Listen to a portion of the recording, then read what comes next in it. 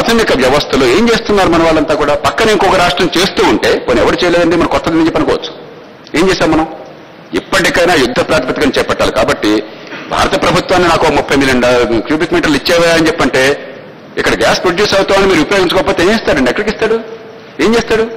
వినియోగించుకునే వాళ్ళు లేకపోతే అక్కడ వాడు ఇంకోటి. ఇప్పుడు యూపీలో మన్మోహన్ సింగ్ గారు పార్లమెంట్లో అడిగారు, నాకు 5 ఎరువుల కర్మాగారాలు ఉన్నాయి, నాకు వాటన్నిటికీ కూడా వస్తుందా లేదా గ్యాస్ చెప్పు అని చెప్పని. భారత ప్రభుత్వం ఏమంటుంది? యూపీ భారతదేశంలో భాగం కదా, రాజకీయం ఇక్కడ అవసరం ఉండవా, ఎరువుల కర్మాగారాలు అవసరం లేదా, తప్పకుండా ఇస్తామని చెప్పి అంటారు. ఎప్పుడైతే మీకు ఇండస్ట్రియలైజేషన్ ఉందో, ఎప్పుడైతే గ్యాస్ గ్రిడ్ ఉందో, ఫస్ట్ ప్రయారిటీ మీరు ఏం చెప్పినా అక్కడికి వెళ్ళిపోతుంది. మీ కాగితం మీద ఏమి ఇచ్చినా కూడా ఇక్కడ మిగలదు, అక్కడికి వెళ్ళిపోతుంది. లేదంటే గ్యాస్ మీరు అయితే ఫ్లేర్లో పంపించాలి, లేకపోతే క్యాప్ చేసి పెట్టాలి. అంచేత ఇప్పటికీ ఆలస్యం చేశాం. మీరు మాకు అంతా చూపెట్టాక కాదు, ఈ రాష్ట్రానికి గ్యాస్ ఉందన్న నమ్మకంతో మనం వెళ్ళిపోవాలి. ఎందుకంటే ఇవాళ నంబర్ చాలా అనుకూలంగా మనకున్నాయి. ఇప్పటికీ ఆలస్యం చాలా భయంకరంగా చేశాం. గుజరాత్ లో ఉన్న విజ్ఞత మనకు లేదా? సో పనులు చదవడం తప్ప, అధికారం కోసం పనులాడడం తప్ప రాష్ట్రం కోసం ఆలోచించే విజ్ఞత లేదా? ఇవాళ ఈ బడ్జెట్ ఎందుకు పెట్టలేకపోయాం? 2009-10 బడ్జెట్ లో ఎందుకోసం 1,000 కోట్ల రూపాయలు కలిసి చూపెట్టలేకపోయినాం అంటే ఏమాత్రం ముందు చూపలేదు. ఆ సమయాన్ని బట్టి ప్రాప్తకాలం తప్ప కనీసం ప్రాప్తి అది కూడా లేదు. మనం దీర్ఘసూత్రమే, ప్రాప్తకాలం కూడా కాదు. ఈసారి బడ్జెట్ కూడా పెట్టకపోవడం ఎంత నేరం, ఎంత దారుణం అది. అంటే ఏమిటి ఆలోచన లేదు. గ్యాస్ కొట్టేస్తే అయిపోతుంది చెప్పండి. గ్యాస్ గురించి మాట్లాడుతున్నాం కదా, గ్యాస్ కొట్టేద్దాం, పేపర్లో ప్రకటించేద్దాం, అంతా అయిపోతుందని చెప్పండి. థ్యాంక్ యూ చెప్పి నాగేశ్వర గారు, ఒక్క నిమిషంలో మీరు ఏమైనా రియాక్ట్ అంటే నాకు రెఫరెన్స్ వచ్చింది, I have right to reply. ఒక్కొక్క నిమిషంలో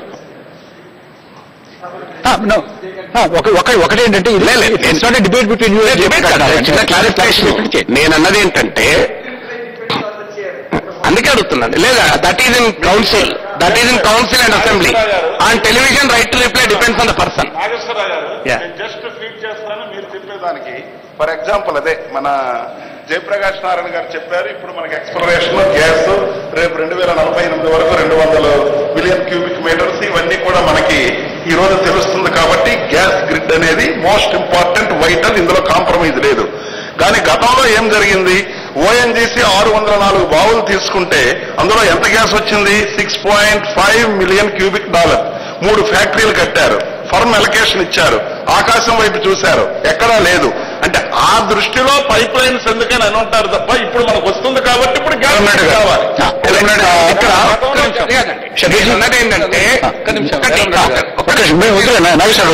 చెప్పండి. ఎర్రంనాయుడు గారు తమరు ఏం చెప్పినారంటే ఓఎన్జీసీ మనకు అలొకేట్ చేసి కూడా మనకి ఇవ్వలేదు, ఓఎన్జీసీ చేయలేదు. మనం అప్పుడు పొరపాటు ఏం చేసినారంటే 99లో మనకు ఈ ప్రైవేట్ పవర్ ప్రాజెక్ట్స్ కు గేల్ నుంచి తీసుకున్నారు. Gayle is the transporter, ONGC the gas produce చేసేవాళ్ళు. మనం ఒకవేళ ఓఎన్జీసీతో తీసుకుని ఉంటే ఈ మధ్యలో మనం 1000 crores రూపీస్ చెల్లించే మళ్ళీ ఏదో కేసు వేసాం, దానికి అంతా ఫైట్ చేసి మనం ఇవ్వకుండా చేసినాం కదా, ఇది అన్ని వర్తించకపోతుండే. ఎందుకంటే ఓఎన్జీసీ నుంచి చేయకుండా మనం గేల్తో అగ్రిమెంట్. గేల్ ఏమన్నాడంటే, ఇప్పుడు నేను సప్లయర్, ఓఎన్జీసీ చేస్తే నేను సప్లై చేసేవాడిని కదా, నన్ను ఎందుకు అగ్రిమెంట్ చేసుకున్నా? నాగేశ్వర్ గారు, ఒకటి నేను ఇంతకుముందు అంటే జేపీ గారు అసమ్మద్ధ వాదన అన్నారు కనుక అది రాష్ట్రంలో ప్రజలు చాలా మంది ఆయన మీద ఉన్న గౌరవంతో నన్ను అసమ్మద్ధంగా మాట్లాడాలని అనుకుంటారు కనుక చెప్పాలి. నేనన్నది గ్యాస్ ఇన్ఫ్రాస్ట్రక్చర్ బిల్డప్ చేయొద్దు అనే ఉద్దేశంతో అనలేదు. కానీ ఫర్మ్ అలొకేషన్, ఒకవేళ ఆల్రెడీ ఆడ గ్యాస్ ఉత్పత్తి లేక గ్యాస్ కనుగొనబడకపోతే ఈ వాదన రాదు. ఖచ్చితంగా ఇన్ఫ్రాస్ట్రక్చర్ తెచ్చుకోవాలి. కానీ ఇవాళ ఆ స్టేజ్ దాటిపోయాం. ఆల్రెడీ ఎక్స్ప్లోరేషన్ అయిపోయింది, ఉత్పత్తి స్టార్ట్ అయింది, గ్యాస్ పోతుంది. ఇక్కడ నుంచి పైప్ లైన్ అహ్మదాబాద్ కు, అటువైపు నుంచి ఢిల్లీలో కూడా పైప్ లైన్ సిద్ధమవుతుంది. సమస్య ఇప్పుడు ఈ రోజున్న పరిస్థితుల్లో ఇవాళ అలొకేషన్ సాధించవచ్చు. వారం రోజుల్లో, 15 రోజుల్లో, 20 రోజుల్లో ఇందులో ఒక అష్యూరెన్స్. అలొకేషన్ అంటే గ్యాస్ వెంటనే ఆన్ చేయమని కాదు, సమ్ అమౌంట్ ఆఫ్ స్టాట్యుటరీ ఒక నమ్మకం, ఒక విశ్వాసం ఇవ్వాలి. లేకపోతే ఇప్పుడు ఇది పబ్లిక్ ఇన్వెస్ట్మెంట్ తో మాత్రమే అయ్యే పని కాదు. ఎందుకంటే ఏ రాష్ట్ర బడ్జెట్ ఈ మొత్తాన్ని భరించలేదు. ప్రైవేట్ ఇన్వెస్ట్మెంట్ రావాలి. ప్రైవేట్ ఇన్వెస్ట్మెంట్ రావాలి అంటే నీకు ముడి పదార్థానికి గ్యారంటీ లేనిది ప్రైవేట్ ఇన్వెస్ట్మెంట్ ఇమీడియట్ గా రాదు. సరే, అదొకటి. రెండోది వచ్చిన విషయం, ఇంతకుముందు జేపీ గారు చెప్పారు, ప్రైసింగ్ విషయంలో కేంద్ర ప్రభుత్వం 2 కారణాల రీత్యా రేట్ ఎక్కువ ఫిక్స్ చేస్తుంది. ఒకటి, వాళ్లకు ఆ ప్రైస్ లో వచ్చేటువంటి ప్రాఫిట్ గ్యాస్ వల్ల ఎక్కువ లాభం ఒకటి. రెండోది, ఓఎన్జీసీ ఉత్పత్తి చేసేయడంలో కూడా ఎక్కువ వస్తుందని. కానీ ఈ రెండింటికన్నా మొదటిది ఏంటంటే రిలయన్స్ కు అనుకూలంగా విధానాలు చేపట్టింది. అది వదిలేసి మనం మిగతా మాట్లాడుతున్నాం. ఇవాళ నాగేశ్వర్ గారు వాదన కన్నా రిలయన్స్ వాదన కేంద్ర ప్రభుత్వం విన్నది. ఓకే, సరే అండి, థ్యాంక్ యూ. ఐ వెంకట్రావు గారు.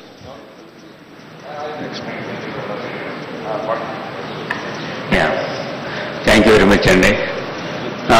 ఇక్కడ చాలా మంది పెద్దలు చాలా విషయాలు చెప్తున్నారు. మధ్యాహ్నం నుంచి కూడా చూస్తున్నాను లైవ్ లో కూడా. నిజానికి జయప్రకాష్ నారాయణ కానీ, నాగేశ్వర్ గారు కానీ, లేకపోతే హరగోపాల్ గారు కానీ పెద్దలందరూ చెబుతున్న విషయాలే కొంతకాలంగా. ఇది చిన్న విషయం, స్వవిషయం కూడా చెప్పుకోవాలి. మేము 5-6 వారాల క్రితం నుంచి ఈ నేల మనది, గ్యాస్ మనది అంటున్నాం. మహా టీవీ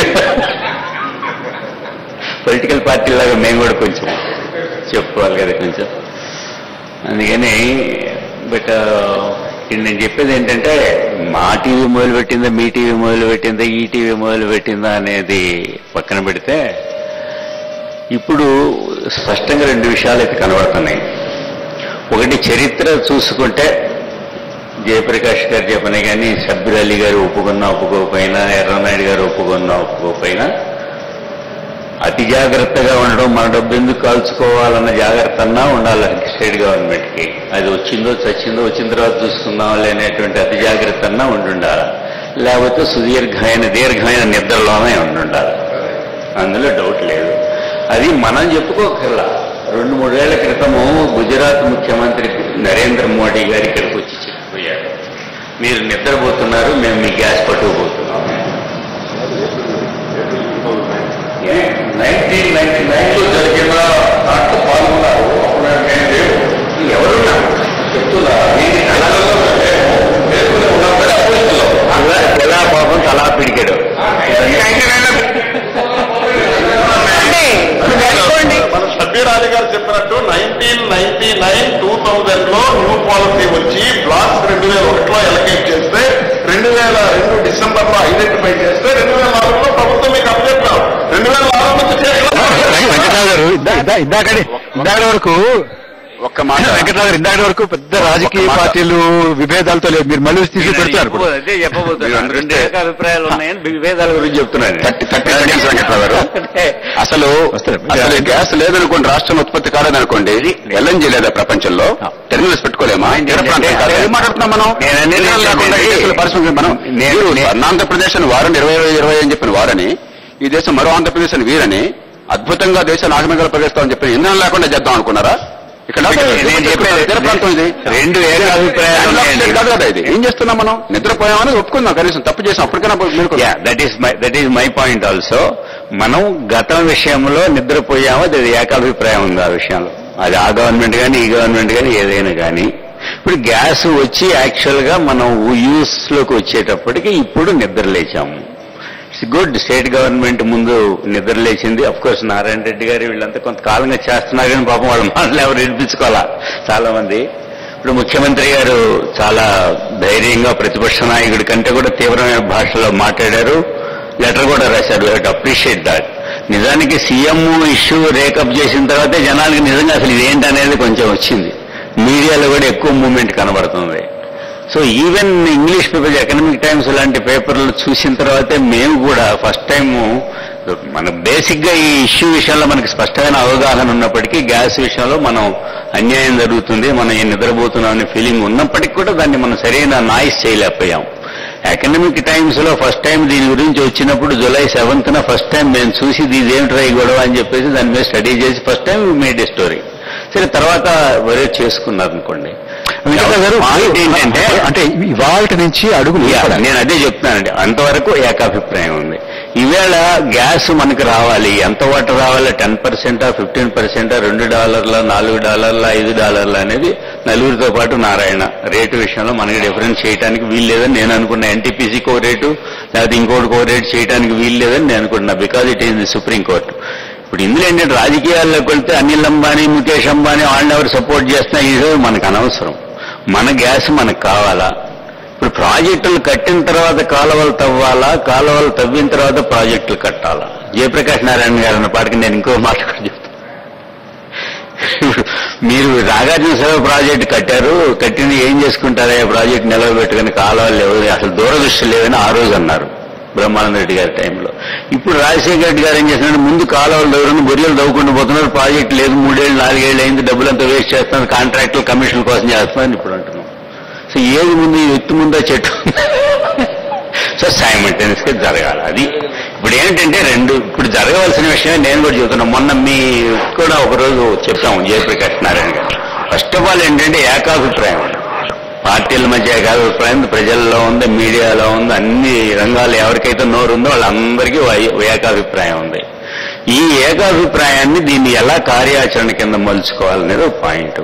సో ఎన్టీవీ ఈవేళ ఆ కార్యక్రమాన్ని చాలా విజయవంతంగా భారీగా చేసింది. అందుకే ఎన్టీవీని అభినందించాలి. నంబర్ 1. పొలిటికల్ పార్టీలు, పర్టికులర్గా రూలింగ్ పార్టీ ఎంపీలందరూ ఆల్రెడీ లోక్సభలో చేశారండి. ఏ పార్టీతో భేదాలతో నిమిత్తం లేకుండా అందరూ అన్ని పార్టీల వాళ్ళు కలిసి గొడవ చేశారు, గుర్తింపు వచ్చింది. రాష్ట్రంలో మాత్రం రాల. ఆ ఏకాభిప్రాయాన్ని కార్యాచరణగా మలిచే ప్రయత్నం జరగాలి. సో మీకు ఎంత సపోర్ట్ ఉంది, ప్రజల నుంచి సపోర్ట్ ఉంది, స్వచ్ఛంద సంస్థలు ఉన్నాయి, మీడియా ఉంది, మరి పొలిటికల్ పార్టీల ఏకాభిప్రాయం దీని మీద ఎవరు రాజకీయ లబ్ధి పొందే అవసరం లేదు. ఇప్పుడు ఎన్నికలు లేవు, ఇమీడియట్ గా వచ్చేది మీకు టెస్టింగ్ పీరియడ్ లేదు. కాబట్టి ఇప్పుడైనా సరే నేనేమంటానంటే ఏ చిన్న ఆయుధం దొరికినా దాన్ని పట్టుకొని మనం ఢిల్లీకి రోజు మనం వాయిస్ వినిపిస్తుండాలి. సుప్రీంకోర్టులో ఉంది ఇవాళ, అంబానీ బ్రదర్స్ కాదు, కోకిలా బెన్ కాదు డిసైడ్ చేసేది, కోకిలా బెన్ ఈజ్ నాట్ సుప్రీంకోర్టు. ఇట్లాంటి మాటలు బ్రహ్మాండంగా మాట్లాడుతున్నాం. కానీ మనం దగ్గర నుంచి ఏం చేస్తున్నాం, మురళీదేవరా మనం చేస్తున్నటువంటి చప్పుడు వినే లోక్సభలో మొన్న ఒక స్టేట్మెంట్ చేశాడు, ఉపశమనం స్టేట్మెంట్ చేశాడు. బట్ దాన్ని సాధించుకోవటం ఎలా, వాస్తవంగా సాధించుకోవటం ఎలా? దానికి ఏం చేయాలంటే ఫస్ట్ ఆఫ్ ఆల్ రూలింగ్ పార్టీయో లేకపోతే జయప్రకాష్ నారాయణ గారు లాంటి వాళ్ళు ఎవరో ఒకళ్ళు లీడ్ తీసుకొని ఆల్ పార్టీ మీటింగ్ పెట్టి దానికి ఒక తీర్మానం చేసి, లేదా అసెంబ్లీలో ఒక తీర్మానం పెట్టి అనఫిషియల్ రెజల్యూషన్, అఫిషియల్ రెజల్యూషన్ పెట్టి అసెంబ్లీలో రెజల్యూషన్ అయింది కదా. మళ్ళీ ఇప్పుడు మారిన పరిస్థితుల్లో ఇక్కడ క్లారిఫై, శాసన మండలిలో మేము ముఖ్యమంత్రి గారిని కలిసి రిక్వెస్ట్ చేశాక అధికారికంగా ఏకగ్రీవ తీర్మానం ఆమోదించి 6 నెలలు అయిపోయిందండి. మీరు జూలై 7th ఎకనామిక్ టైమ్స్ నాకు గుర్తున్నంత వరకు 2 ఏళ్ల క్రితమే నేను ఆంధ్రజ్యోతిలో 2 వ్యాసాలు రాశాను కృష్ణా గోదావరి బేసిన్ పైన. సమస్య ఏంటంటే ఇష్యూ అందరికీ ఇప్పుడు అంటుకుంటోంది కనుక ఇప్పటికైనా మన వేడిగా ఉన్నప్పుడు కొట్టాలండి. దాన్ని ముందు కొడితే ఏముంది, అది వేడి అయిన తర్వాత కొడితే కరెంట్ షేప్ వస్తుంది. ఓకే, అనేది అందుకనే మనందరం కలిసి ఆంధ్రప్రదేశ్ ప్రజల తరఫున ఆంధ్రప్రదేశ్ ప్రజలు షబ్బీర్ అలీ గారు అసెంబ్లీలో రెజల్యూషన్ పాస్ అయింది, యునానిమస్ కౌన్సిల్లో షబ్బీర్ అలీ గారు జరిగాయి. అంటే ఇప్పుడు వెంకటరావు గారు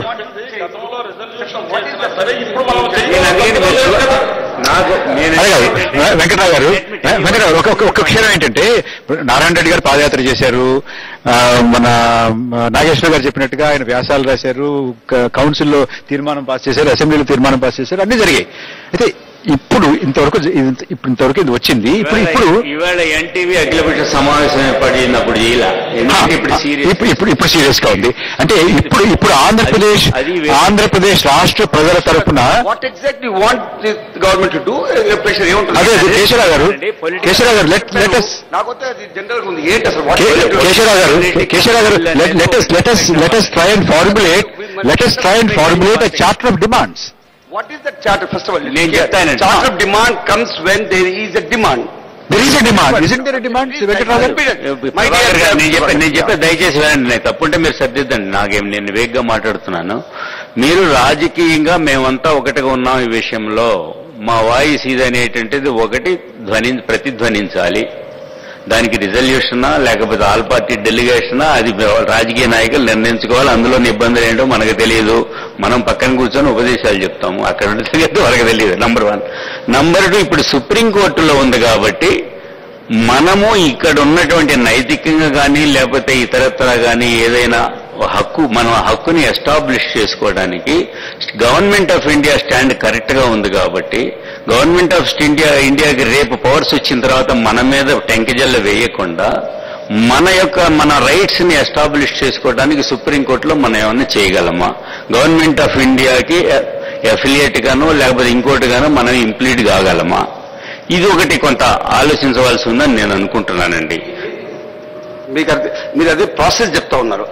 ఇది డిమాండ్ నాది ఉంది కాబట్టి మీరు అన్నారు, ఇప్పుడు స్టేట్మెంట్ ఇచ్చారండి పార్లమెంట్ లో, parliament statement is so clear. మీరు కూడా అన్నారు బాగా ఏదో ఉపసంహరణ గారు ఇది చెప్పారని. దాని కాకుండా దాన్ని పక్కన పెట్టి what is that you want implead చేసుకున్నా కానీ what is that we are seeking తెలుస్తే కదండి అందరు కలిసేసి మనం